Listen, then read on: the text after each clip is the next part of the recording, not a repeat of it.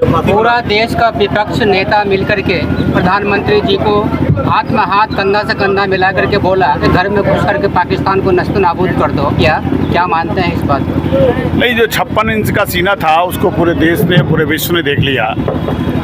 क्योंकि हमारे प्रधानमंत्री जी एक प्रचार मंत्री हैं, विश्व में घूमने का काम किया, सरकारी खजाने से पैसा उड़ाने का काम किया। जिस तरह से उनके प्रचार पर और उनके यात्रा पर देश के गरीब लोगों ने अपने खजाने से, सरकारी खजाने से पैसा उसका खर्च किया है, अब देश की जनता उनसे ज़रूर पूछना चाहती है। मैं समझता हूं कि वो जहां जहां चुनाव होता है सिर्फ वही जाते हैं, जहां कहीं भी संकट होता है वो कभी नहीं आते हैं। अगर बिहार में कभी बाढ़ हुई हो तो कभी देश के प्रधानमंत्री नहीं आए। अगर मणिपुर में कभी संकट हुआ और वहाँ पर जिस तरीके से दंगा हुआ था और लोगों के साथ अन्याय हुआ था, हमारे देश के प्रधानमंत्री नहीं गए। और अगर कश्मीर में लोगों की जानें गई हैं तो हमारे देश के प्रधानमंत्री नहीं गए। लेकिन इस देश में जन नायक राहुल गांधी जी देश के कोने कोने पर जब भी किसी के साथ अन्याय होता है, कश्मीर से लेकर कन्याकुमारी तक, वो लगातार हर जाति धर्म के बीच में जहाँ जहाँ अन्याय होता है वहाँ जाने का काम करते हैं। हमारे नेता जन नायक राहुल गांधी जी वो जोड़ने का काम करते हैं, वो मोहब्बत से एक दूसरे को मिलाने का काम करते हैं। और जो हमारे देश के माननीय 56 इंच के प्रचार मंत्री प्रधानमंत्री जी हैं, वो केवल प्रचार करते हैं। और अब इस देश में बरगलाने के लिए वो देश को ये नहीं बता रहे हैं कि 2000 लोगों की सुरक्षा के लिए वहाँ से चौकी क्यों हटाई गई थी, वहाँ से सुरक्षा क्यों हटाई गई थी, आखिर क्यों हुआ था, उन लोगों की निर्मम हत्या क्यों हुई थी, ये बताने की बजाय अब एक नाटक करना चाहते हैं कि इस देश की संस्कृति रही है कि सिंदूर उसका पति ही केवल देता है। आज इस देश में भारतीय जनता पार्टी अपने पाप को छुपाने के लिए गांव गरीब के लोगों को झूठा चुटकी भर सिंदूर दे करके ड्रामा करने के लिए बिहार की धरती पर आने का काम करेंगे। लेकिन बिहार संविधान को बचाने की धरती है, ये बिहार लोकतंत्र की धरती है, बुद्ध की धरती है। बिहार जो है वो स्वतंत्रता संग्राम सेनानियों की धरती है, बिहार क्रांति की धरती है। इन झूठ बोलने वाले को जवाब देने के लिए बिहार खड़ा हो चुका है। और जन नायक राहुल गांधी के साथ अब हम सरकार बदलने का काम करने जा रहे हैं। इंडिया गठबंधन की सरकार बनने जा रही है, कांग्रेस का मॉडल फिर से लागू होगा और गरीब गुरबा को न्याय मिलने का काम ये बिहार की सरकार में बनने के बाद लोगों को मिलेगा। ग्वालियर में अम्बेडकर को मूर्ति लगाने नहीं दिया जा रहा है, इसके बारे में आप क्या करें? देखिए, कुछ दकिया नोसी विचारधारा के लोग इस देश में सदैव रहे हैं। महात्मा गांधी को गोली किसी और ने नहीं मारी है, अंग्रेजों ने नहीं मारी है, भारत के रहने वाले लोगों ने मार दी है। किसने मारी थी? इन्हीं लोगों के पुरखों ने मारी थी। तो अगर आज बाबा साहब अम्बेडकर की मूर्ति नहीं लगने दे रहे हैं तो ये कोई बहुत बड़ा सवाल नहीं है।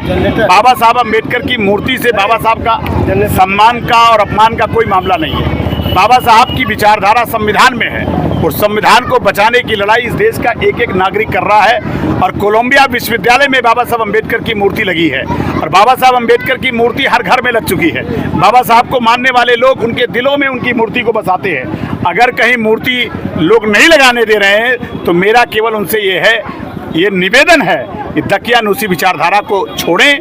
महापुरुष किसी जाति धर्म के नहीं होते हैं, वो देश के लिए होते हैं। बाबा साहब अम्बेडकर का सम्मान पूरा विश्व करता है।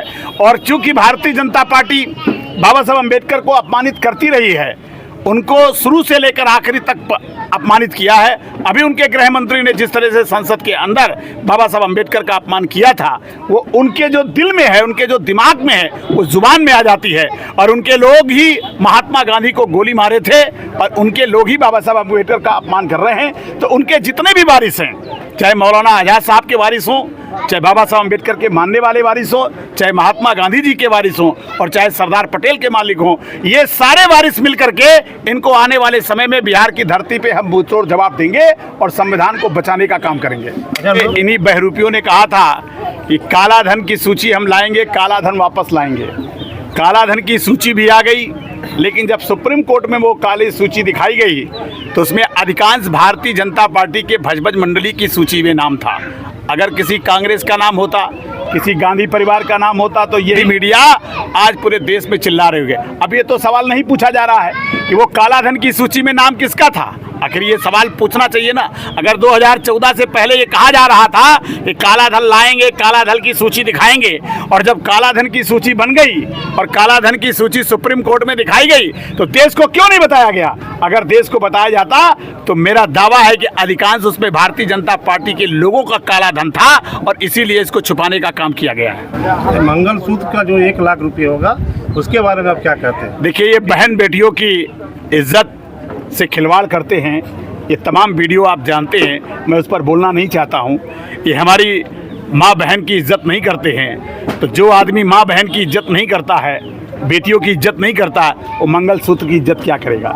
जिसे मंगलसूत्र की कीमत नहीं पता है, जिसे मंगलसूत्र का सम्मान नहीं पता, जिसे मंगलसूत्र की गरिमा नहीं पता है, वो मंगलसूत्र की बात क्या करेगा? भारत की महिलाएं और बिहार की महिलाएं एकजुट होकर के अब प्रियंका गांधी और राहुल गांधी के साथ चल पड़ी हैं और मैं समझता हूं कि बिहार की महिलाएं इस सरकार को पलटेंगी और कांग्रेस और इंडिया गठबंधन की सरकार बनेगी।